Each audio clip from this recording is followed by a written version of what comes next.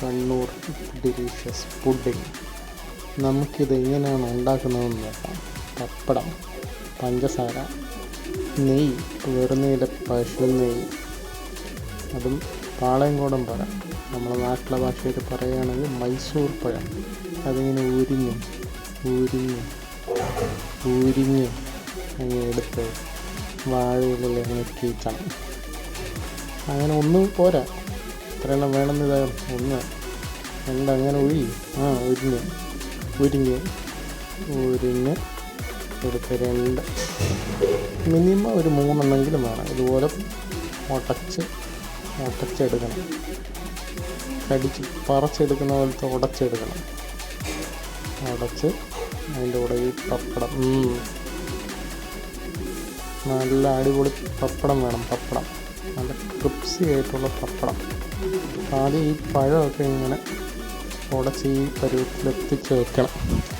എന്നിട്ട് ഈ പപ്പടം അങ്ങ് എടുത്ത് കൂട്ടിയെടുത്ത് അതിൻ്റെ പൊടിച്ച് അങ്ങ് വെക്കണം. നല്ല കിരിത്ത പപ്പടം പോലെ ആക്കി വെക്കണം. അപ്പോഴാണ് അതിൻ്റെ ഒരു രുചി.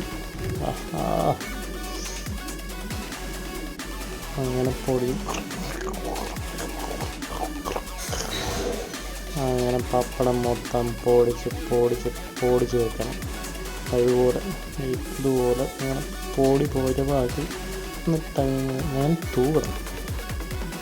പപ്പടത്തിന് മേലെ ഇങ്ങനെ പപ്പടം എടുത്ത് പഴത്തിൻ്റെ മേലെ ഇങ്ങനെ തൂവണം. എൻ്റെ മോനെ, ഇത് ആലോചിക്കുമ്പോൾ തന്നെ എനിക്ക് വയ്യ. ഇങ്ങനെ തൂവി മൊത്തത്തിൽ ഈവണായിട്ട് തൂവണം. ഒരിടത്ത് പോലും മിസ്സാവരുത് കേട്ടോ. അങ്ങനെ തൂവിയിട്ട് നമ്മൾ എന്ത് ചെയ്യണം? ഇനി കാണുന്നതാണ് മോനെ, എൻ്റെ അമ്മോ, പഞ്ചസാര. ഇത് നല്ല ഹെവി ആയിട്ട് ഫുഡൊക്കെ കഴിച്ച് നമ്മളിങ്ങനെ വയ്യാതായിരിക്കുന്ന സമയത്ത് നമ്മൾ എന്ത് ചെയ്യണമെന്ന് വെച്ചാൽ ഇതുപോലെ എടുത്ത് പഞ്ചസാരയൊക്കെ അങ്ങ് തൂവി ഇതുപോലെ മലബാർ പുഡിംഗ്, പപ്പടവും പഴവും, പിന്നെ പശു നെയ്യോ, പശു നെയ്യുടെ മണം തന്നെ മതിയല്ലോ ഒരു. അങ്ങനെ അതെടുത്ത് അതിൻ്റെ മേലോടെ അങ്ങ് തൂവി കുറച്ചായിട്ട് അങ്ങ്. ഇനിയാണ് മോനെ കഴിച്ച് കഴിഞ്ഞിട്ട് കൊതി വിട്ട് കഴിഞ്ഞ് നിങ്ങളവിടെ വീട്ടിലുണ്ടാക്കി പോകണം. ഓക്കെ, ഇതുപോലെ